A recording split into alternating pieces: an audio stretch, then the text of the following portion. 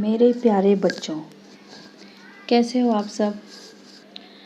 आज से आप लोगों का हिंदी का लेक्चर शुरू हो रहा है। अब तक हमने इंग्लिश के लेक्चर पढ़े।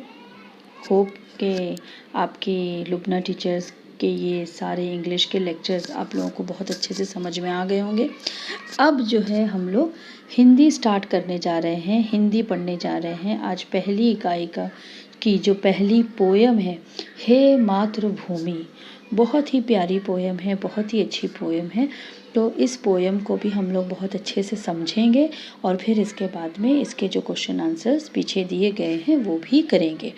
बस ज़रूरत है आप लोग थोड़ा इंटरेस्ट लेके ध्यान से सुनो, अच्छे से समझो और मुझे प्लीज़ बताना कि आप लोगों को अच्छा लग रहा है या नहीं लग रहा है।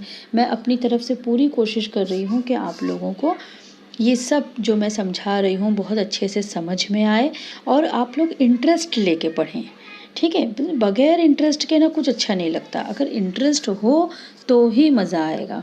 तो प्लीज़ आप मेरे लेक्चर्स जो है थोड़ा इंटरेस्ट लेके सुनिए कि अरे भाई हमारी लुबना मिस का लेक्चर है तो हम लोगों को सुनना ही है।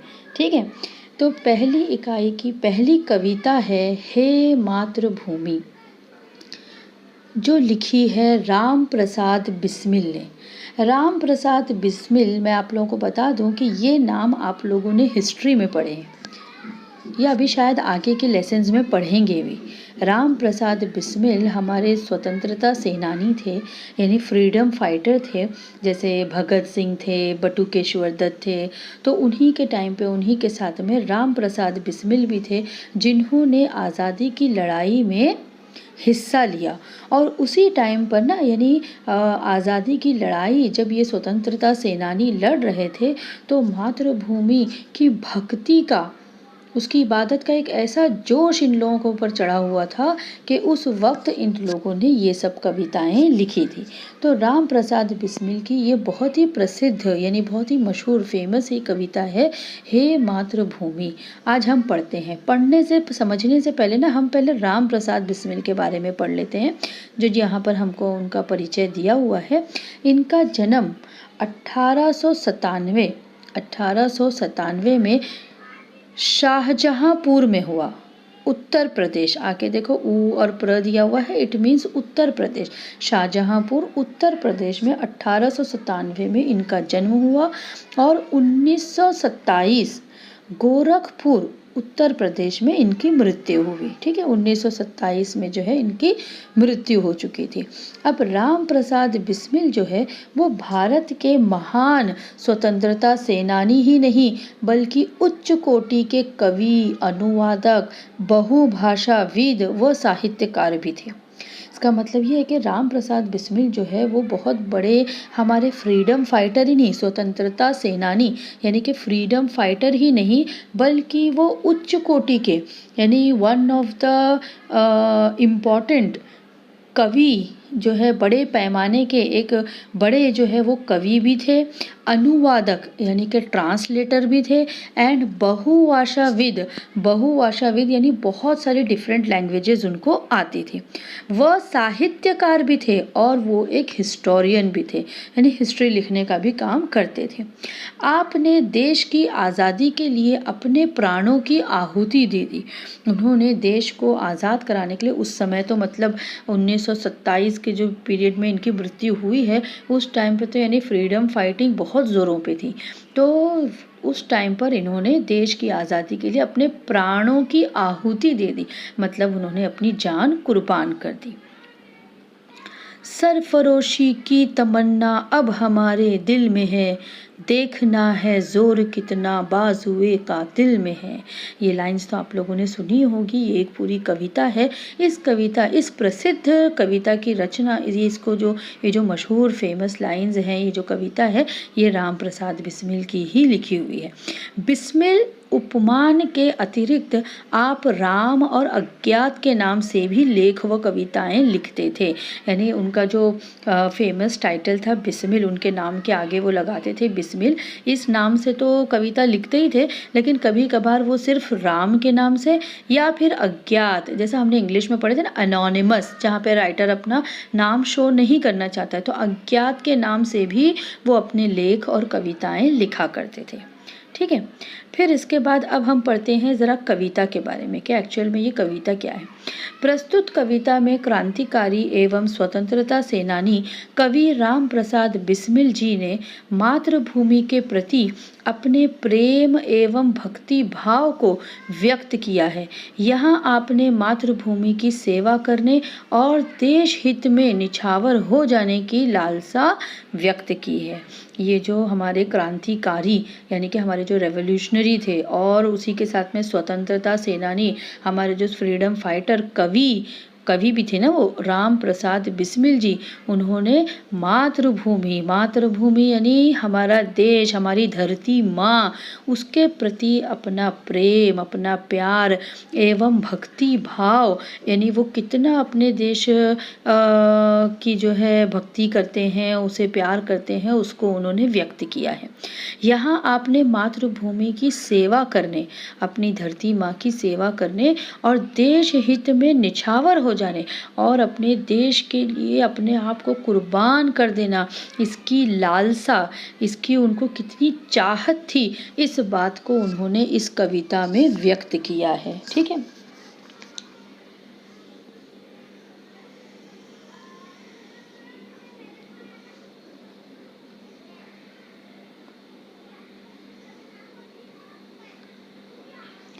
अब हम आते हैं सीधा कविता पर। तो पहले मैं एक बार आप लोगों को कविता पढ़ देती हूँ और पढ़ने के बाद उसमें मैं 2-2 लाइन जो है आप लोगों को ट्रांसलेट करती जाऊँगी। ध्यान से सुनेंगे, आई होप आप लोगों को अच्छा लगेगा।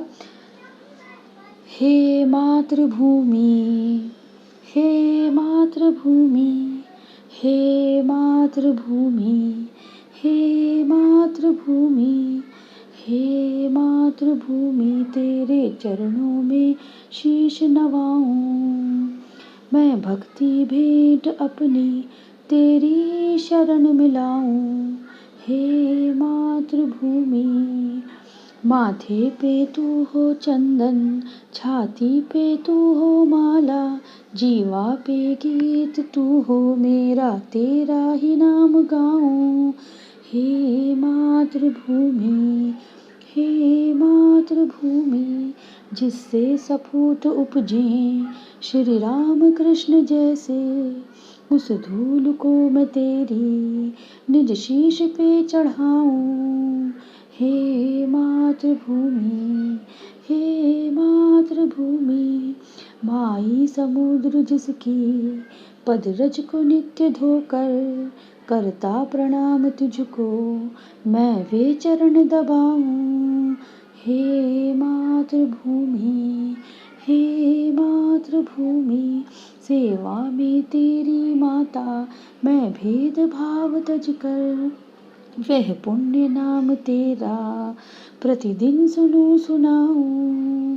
हे मातृभूमि, हे मातृभूमि, तेरे ही काम आऊं, तेरा ही मंत्र गाऊं, मन और देह तुम पर बलिदान में जाऊं। हे मातृभूमि, हे मातृभूमि, हे मातृभूमि, हे मातृभूमि। कैसा लगा बच्चों? तो यहाँ पर जो है ये एक मातृभूमि की जो कविता है अपने देश के लिए, ये हमारे अंदर भी एक जोश भर देती है। देखो कवि क्या कह रहे हैं कि हे मातृभूमि, हे धरती माता, तेरे चरणों में शीश नवाऊं, तेरे चरणों में मतलब तेरे पैरों में, शीश का मतलब होता है सर, अपना सर, हेड, नवाऊं, नवाना यानी कि झुकाना, यानी मैं तेरे चरणों में अपना सर झुकाता हूँ। हे मातृभूमि, हे धरती माता, मैं तेरे चरणों में अपना सिर झुकाता हूँ, मैं भक्ति भेंट अपनी तेरी शरण में लाऊं और अपनी लाइफ, मेरी जो लाइफ है उसको भेंट के रूप में, एज अ गिफ्ट, मेरी जो भक्ति है तेरे लिए, मेरा जो प्यार है, मेरी जो भक्ति है, उसको भेंट के तौर पे, अपनी लाइफ को एज अ गिफ्ट मैं तेरे शरण में लाना चाहता हूँ। यानी मैं तुझ पर निछावर हो जाना चाहता हूँ, मैं तो तेरी शरण में आना चाहता हूँ। अपनी लाइफ को मैं, अपनी ज़िंदगी को मैं तुझ पर भेंट चढ़ा देना चाहता हूँ। मैं भक्ति भेंट अपनी तेरी शरण में लाऊं और मैं तेरे शरण में आ जाना चाहता हूँ। अपने आप को त्याग कर मैं तेरी शरण में आ जाना चाहता हूँ। इस देश के लिए, इस भारत माँ के लिए, इस धरती के लिए मैं अपने आप को एज अ गिफ्ट, एक भेंट के रूप में मैं तुझको सौंप देना चाहता हूँ और तेरी शरण में आना चाहता हूँ। माथे पे तू हो चंदन, छाती पे तू हो माला, के तेरी धूल, तेरे जो मिट्टी है वो मेरे माथे पर, मेरे फॉरहेड पर चंदन के प्रकार सजे। जैसे तुम लोगों ने देखे होंगे कि अक्सर करके चंदन जो है वो हिंदू धर्म में लोग जो है अपने माथे पर टीके के तौर पे इस्तेमाल करते हैं। तो बिल्कुल जो धरती माँ, जो मातृभूमि की धूल है, उसकी मिट्टी है, वो उनको चंदन के प्रकार लगती है और वो चंदन को अपने माथे पर सजाना चाहते हैं। छाती पे तू हो माला, छाती पे यानी कि हृदय पर तू जो है एक माला के समान है, माला के समान मेरी सजे। यानी कि वो जो है अपने आप को वो चाहते हैं, कहते हैं कवि, माँ मेरे मस्तक पर तुम ही चंदन के समान विराजित हो, तुम ही मेरे हृदय पर माला के समान सुशोभित हो, तुम ही मेरे छाती पर, मेरे सीने पर एक माला की तरह सजी हुई हो। जीवा पे गीत तू हो मेरा, जीवा, जीवा यानी टंग, मेरी ज़बान पर तेरा ही गीत हो, तेरे ही नाम गाऊं और मैं हमेशा तेरा ही गुणगान करता रहूं। नाम गाऊं मतलब तेरा ही गुणगान मैं करता रहूं। जीवा समझ में आया? जीवा यानी ज़बान पर, मेरी ज़बान पर सिर्फ और सिर्फ तेरा ही गीत हो। यानी कवि को इतना देश प्रेमी है, वो इतना देश से प्यार है कि देश के अलावा उसे और कोई प्यारा नहीं है। वो सिर्फ देश के बारे में सोचता है और देश ही से प्यार करता है। ये मातृभूमि उसकी माँ है और उसे वो चंदन की तरह अपने माथे पर सजाना चाहता है और छाती पर इसी को माला की तरह सजाना चाहता है और अपनी ज़बान पर सिर्फ और सिर्फ इसी देश का गीत वो गाते रहना चाहता है और वो चाहता है कि वो सिर्फ इसी का नाम लेता रहे, जपता रहे। जिससे सपूत उपजे श्री राम कृष्ण जैसे। ये जो धरती है, ये जो मातृभूमि है, ये कोई मामूली धरती नहीं है। इस धरती पर श्री राम, श्री कृष्ण जैसे सपूतों ने जन्म लिया है, वो यहाँ पर पैदा हुए हैं। उस धूल को मैं तेरी निज शीश पे चढ़ाऊं और इसी वजह से, क्योंकि ये कोई मामूली धरती नहीं है, इसी वजह से मैं इसकी धूल को निज, निज का मतलब होता है अपने, निज का मतलब क्या होता है? अपने। शीश यानी माथे पर, इसलिए मैं तेरी धूल को अपने माथे पर चढ़ाना चाहता हूँ। देखो यहाँ पे निज का मतलब होता है अपने, शीश का मतलब मैं पहले ही बता चुकी हूँ सिर। इसलिए मैं तेरी धूल को अपने माथे पर चढ़ाना चाहता हूँ। माई समुद्र जिसकी पदरज को नित्य धोकर करता प्रणाम तुझको, मैं वे चरण दमाऊं। कहता है कि समुद्र, ये जो समुद्र है, ये समुद्र क्या करता है? रोजाना, नित्य, हर रोज जो है ये तेरे पैरों को धो धो कर तेरी सेवा करता है, तुझे प्रणाम करता है, तुझे सलाम करता है। माई, माई किसे कह रहा है? धरती माँ को। समुद्र जिसकी पदरज, पद यानी के पैर, जो तेरे पैरों को नित्य यानी हर रोज़ जो है तेरे पैरों को धोकर, यानी समंदर की लहरें नहीं रोज़ाना आके बॉर्डर्स को टकराती हैं, तो वो कह रहा है कि वो तेरे पैरों को रोज़ाना धोता है और तुझे प्रणाम करता है। मैं वे चरण दबाऊं, मैं भी उन्हीं चरणों को दबाना चाहता हूँ। यहाँ पे दबाना चाहता हूँ यानी कि सेवा करना चाहता हूँ, मैं उन्हीं चरणों की सेवा करना चाहता हूँ। मातृभूमि से इतना प्यार है कवि को कि वो कहते हैं कि जैसे ये जो समुद्र, इतना विशाल समुद्र जो हमारी बॉर्डर्स से लगा हुआ है, वो रोज़ाना तेरे पैरों को धोता है और तुझे प्रणाम कहता है, करता है। मैं भी उन्हीं चरणों को की सेवा करना चाहता हूँ। सेवा में तेरी माता मैं भेदभाव तज कर, भेदभाव यानी कि किसी भी तरीके का जो डिफ्रेंशिएशन होता है, यानी अमीरी गरीबी का, ज़ात पात का जो भी भेदभाव करते हैं लोग, गोरे काले का भेदभाव होता है, अमीर गरीब का भेदभाव होता है, और पढ़े लिखे और जाहिल का भेदभाव होता है, या फिर जो है ज़ात पात का भेदभाव होता है। तो ये जो है धर्म का भेदभाव, जो भी भेदभाव है, ये सब भेदभाव वो भुला देना चाहता है। यानी वो मातृभूमि जो हमारा देश है, वो तो बहुत ज़्यादा रंग बिरंगे यानी अलग अलग भाषाएं बोलने वाले लोग रहते हैं, अलग अलग मज़हब के मानने वाले लोग रहते हैं, अलग अलग ज़ात पात के लोग रहते हैं, अमीर लोग गरीब लोग, सब तरीके के लोग रहते हैं हमारे देश में। तो इस किसी भी भेदभाव को कभी मानना ही नहीं चाहता। तज कर यानी कि उसको त्याग कर, भेदभाव को वो त्याग कर, वो सिर्फ धरती माँ की सेवा करना चाहता है। वह पुण्य नाम तेरा, तेरा नाम इतना पुण्य है, यानी तेरे नाम में इतना सवाब है कि प्रतिदिन सुनूं सुनाऊं, कि मैं सिर्फ हर रोज़ प्रतिदिन यानी कि एवरी डे मैं सिर्फ तेरा ही नाम जपना चाहता हूँ, मैं तेरा ही नाम सुनना चाहता हूँ, और मैं दूसरों को भी सिर्फ तेरा ही नाम सुनाना चाहता हूँ, मैं सिर्फ तेरे ही गुणगान करना चाहता हूँ। तेरे ही काम आऊं, तेरा ही मंत्र गाऊं, यानी धरती माँ से उसे इतना प्यार है, वो कहता है कि मैं सिर्फ और सिर्फ तेरे ही काम आना चाहता हूँ। किसके? मातृभूमि के ही काम आऊँ और तेरा ही मंत्र गाऊँ, यानी तेरा ही जाप जपूँ मैं। जैसे हम लोग तस्बीह पढ़ते हैं, वो चाहता है कि मैं सिर्फ तेरा ही मंत्र पढ़ते रहूँ, तेरी ही तस्बीह पढ़ते रहूँ। मन और देह, मन यानी कि दिल, देह यानी कि शरीर, ध्यान रखो, हाँ, देह यानी कि शरीर, मन और देह तुम पर बलिदान मैं जाऊं, मैं तुम पर अपना मन तन सब कुछ बलिदान कर देना चाहता हूँ, सब कुछ त्याग कर देना चाहता हूँ। उसे इतनी लालसा है अपने देश पर निछावर होने की कि वो चाहता है, वो अपने आप को बहुत बड़ा समझेगा अगर वो देश के लिए कुर्बान हो गया तो इसलिए वो पहले से ही सोच उन्होंने अपने अंदर बना रखी कि मन और देह, अपना मन और तन, तन भी कह सकते हैं, शरीर भी कह सकते हैं, देह के दो वर्ड है, मन देह के लिए, तन और शरीर दोनों इसके मीनिंगफुल वर्ड हैं, वो मैं तुम पर बलिदान करना चाहता हूँ। आई होप यहाँ पर ये कविता आप लोगों को समझ में आ गई होगी।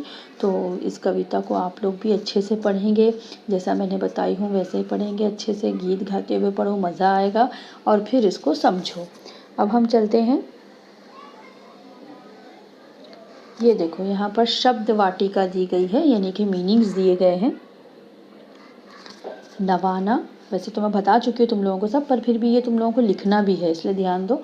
नवाना यानी कि झुकाना, शीश सिर, जीवा जीभ, रज धूल, बलिदान यानी प्राण आहुति या निछावर कर देना, देह शरीर, शरीर भी लिख सकते हैं, तन भी लिख सकते हैं। कृति पूर्ण करो, मातृभूमि की विशेषताएं, मातृभूमि की क्या क्या विशेषता दी गई है, बताओ क्या विशेषता दी गई है। कि ये जो मातृभूमि है, यहाँ पे राम कृष्ण के जैसे सपूतों ने जन्म लिया है। दूसरी विशेषता है कि समुद्र रोज़ाना जो है इसके पदरज को धोता है, समुद्र इसको प्रणाम करता है और मातृभूमि का नाम पुण्य है, पुण्य नाम है उसका, यानी एकदम साफ शुद्ध नाम है उसका। तो ये 4 विशेषताएं हमको लिखनी है, ठीक है। लिखेंगे। फर्स्ट वन इज, इसने मातृभूमि की विशेषताओं में फर्स्ट वन लिखेंगे, इसने श्री राम कृष्ण जैसे सपूतों को जन्म दिया है।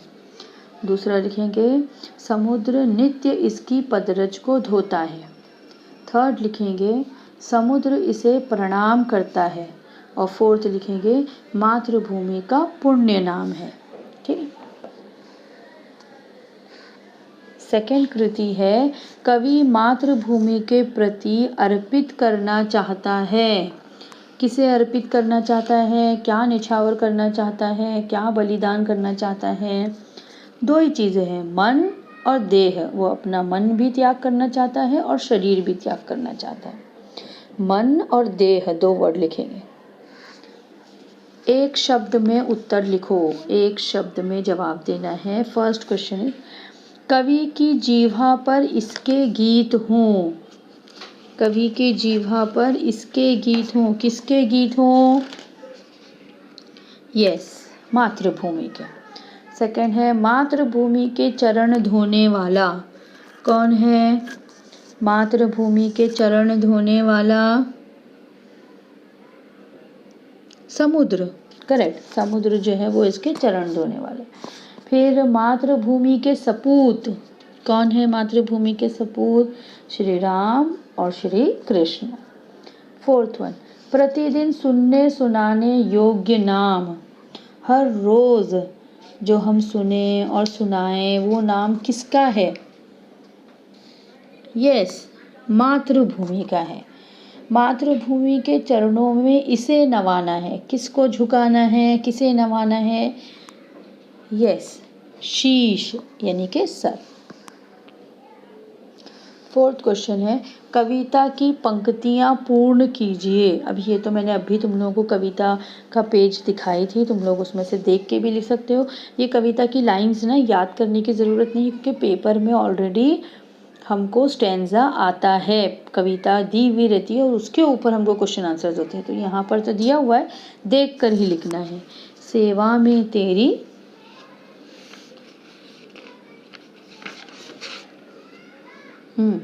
सेवा में तेरी माता, मैं भेद भाव तज कर, वह पुण्य नाम तेरा प्रतिदिन सुनूं सुनाऊं।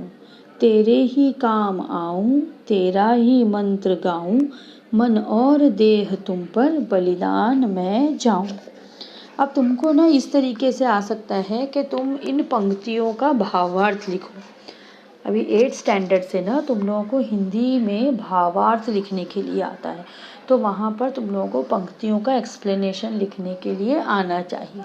जैसे अगर यही पंक्तियाँ हैं, समझ जाओ यही लास्ट की जो 4 लाइंस है, अगर इन्हीं पंक्तियों के बारे में आया कि तो इन पंक्तियों का भावार्थ लिखो, यानी कि इनको एक्सप्लेन करो, तो तुम क्या लिखोगे कि कविता हे मातृभूमि के कवि राम प्रसाद बिस्मिल इन पंक्तियों में कहते हैं कि माँ, मैं हर तरह का भेदभाव त्याग कर तेरी सेवा करना चाहता हूँ। मैं चाहता हूँ कि प्रतिदिन तेरा पुण्य नाम ही सुनूं और दूसरों को भी सुनाऊं। मैं मंत्र के रूप में तेरा ही नाम जपता रहूं और जिस भी रूप में हो सके मैं तेरे लिए ही समर्पित रहूं। मैं अपना तन और मन तेरे लिए ही बलिदान करना चाहता हूँ। समझ में आया? जो लाइंस हमने अभी सीखे हैं वही हमको ट्रांसलेट करना है। लेकिन याद रखो कि जब भी हम भावार्थ लिखते हैं तो शुरुआत में हमको कविता का नाम और कवि का नाम लिखना ज़रूरी है कि इस कविता में ये कवि हमसे कहते हैं कि, उसके बाद में फिर अर्थ शुरू होता है। समझ में आया? अब यहाँ पर देखो, ये जो क्वेश्चन है, निम्न विराम चिन्हों के नाम लिखकर उनका वाक्य में प्रयोग करो। इन चिन्हों का नाम भी लिखना है और सेंटेंस बना के इन चिन्हों को यूज़ भी करना है। तो देखो जो फर्स्ट वन है,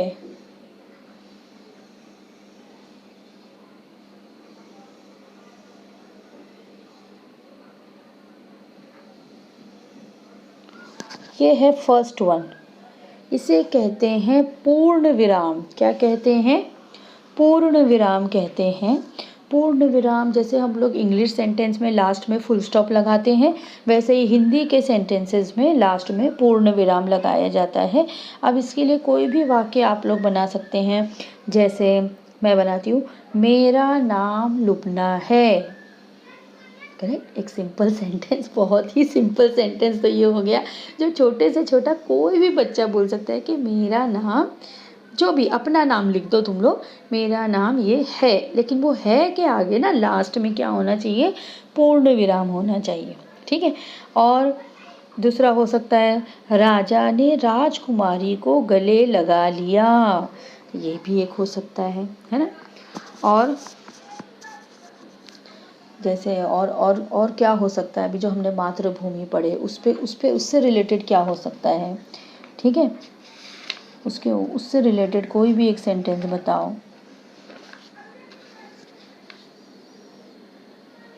हे मातृभूमि, मैं तेरे चरणों में अपना शीश नवाना चाहता हूँ। ठीक है, तो लास्ट में क्या आ जाएगा? पूर्ण विराम। फिर इसके बाद आती है बारी अर्ध विराम। इसे क्या कहते हैं? अर्ध विराम, जो दो सेंटेंसेस के बीच में लगता है। किसके बीच में लगता है? दो सेंटेंसेस के बीच में लगता है। कैसे? जैसे सेंटेंस अगर हम बना रहे हैं, शालू बच्ची थी पर मुझे उससे चिढ़ हो गई थी, तो यानी शालू बच्ची थी, इसके आगे हम ये अर्ध विराम लगाएंगे और फिर आगे लिखेंगे पर मुझे उससे चिढ़ हो गई थी। ठीक है। अब जैसे और हम बना सकते हैं, कल बारिश नहीं हुई, फिर अर्धविराम लगा के, पर बाहर सब कीचड़ ही कीचड़ था। करेक्ट। कोई भी सेंटेंस आप लोगों को जो बस ये समझना ज़रूरी है, बाकी सेंटेंस रटने की ज़रूरत नहीं, आप लोग अपने से कोई भी सेंटेंस बना सकते हैं। थर्ड वन, जिसको हम लोग इंग्लिश में क्वेश्चन मार्क बोलते हैं, उसे हिंदी में कहते हैं प्रश्न सूचक चिन्ह। क्या कहा जाता है? प्रश्न सूचक चिन्ह हिंदी में कहा जाता है। और वाक्य तो अब आप लोग कोई भी बना दो, तुम्हारा नाम क्या है, क्वेश्चन हो गया तो क्वेश्चन मार्क डाल दिए, नहीं प्रश्न सूचक चिन्ह लगा दिए। मनुष्य किस ओर बढ़ रहा है, ये भी क्वेश्चन है, तो फिर प्रश्न सूचक चिन्ह लगा दिए।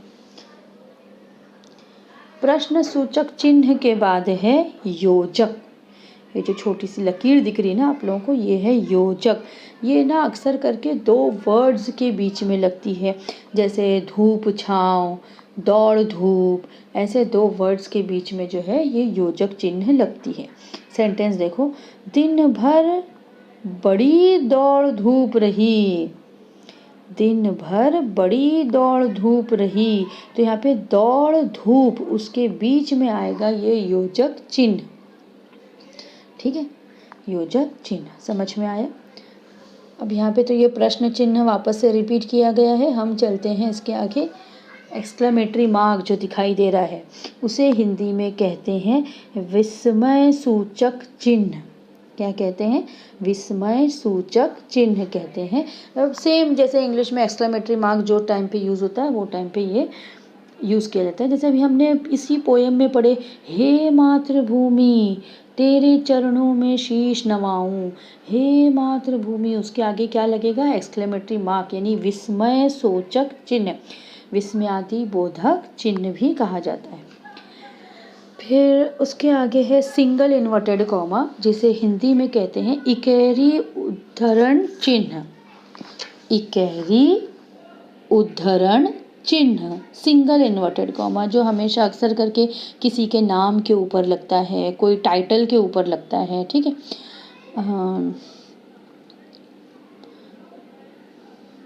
राजकुमार जी ने कबीर का रहस्यवाद लिखा। कबीर का रहस्यवाद, ये एक टाइटल ऑफ द बुक है, तो इसके ऊपर आ जाएगा सिंगल इन्वर्टेड कॉमा यानी इकहरा उद्धरण चिन्ह, इकहरी उद्धरण चिन्ह। ठीक है, फिर अब उसके आगे है डबल इन्वर्टेड कॉमा, तो डबल इन्वर्टेड कॉमा को कहा जाएगा दोहरा उद्धरण चिन्ह। क्या कहा जाएगा? दोहरा उद्धरण चिन्ह, यानी कि जब कोई अपना कोई सेंटेंस बोलता है, कोई किसी का कहा गया सेंटेंस होता है, तो उसके ऊपर हम डबल इन्वर्टेड कॉमास लगाते हैं। राजा ने पूछा, तुमने क्या किया दानों का? राजा ने पूछा, फिर आएगा डबल इन्वर्टेड कॉमा, तुमने क्या किया दानों का, और डबल इन्वर्टेड कॉमा क्लोज हो जाएगा। ठीक, फिर अब इसके बाद में ये जो बड़ा सा डैश दिया गया है, ये इसे कहा जाता है निर्देशक चिन्ह। क्या कहा जाता है? निर्देशक चिन्ह। जो अक्सर करके दो सेंटेंसेस के बीच में जहाँ पे दूसरा सेंटेंस निर्देश किया जा रहा है, कोई बड़ी स्टेटमेंट दी जा रही है, तो उसके आगे वो लगता है। सच ही कहा गया है, फिर ये बड़ा सा डैश आएगा, यानी कि निर्देशक चिन्ह। बुरे काम का बुरा नतीजा, समझ में आए? फ्रेज आगे बोला जा रहा है, सच ही कहा गया है, बुरे काम का बुरा नतीजा। जैसे अगर सीख लिख रहे हैं हम, किसी भी स्टोरी की लास्ट में सीख लिख रहे हैं, तो वो सीख के आगे भी ये निर्देशक चिन्ह लगाई जाती है। समझ में आया? तो इस तरीके से ये थे विराम चिन्ह, उनके नाम और उन पर सेंटेंसेस। इसके बाद में लास्ट में मैं तुम लोगों को एक पेज सेंड करती हूँ, उस पेज पर ना इन नाम, अभी तुम लोग क्या होता है कि अभी जैसे पूर्ण विराम, तो बच्चों को समझ में नहीं आता है कि प पे छोटी ऊ की मात्रा लगाऊं कि बड़ी ऊ की मात्रा लगाऊं, या न के ऊपर जो है र आएगा या र साइड में आएगा। तो इस तरीके से जो छोटी छोटी गलतियाँ ना हिंदी लिखने में वो ना हो इन नामों के साथ, इसलिए मैं एक पेज सेंड करूँगी, उस पर ये नाम उससे रिलेटेड सेंटेंसेस दिए गए हैं। तुम उनको पढ़ना नामों को, लेकिन सेंटेंसेस अपने से बना के लिखोगे तो भी चलेगा। ठीक है,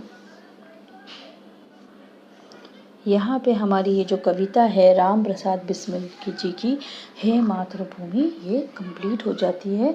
आप लोग भी इसको पढ़ेंगे अच्छे से और इसको नीट एंड क्लीन अपनी बुक में लिखेंगे। ठीक है, अल्लाह हाफिज़।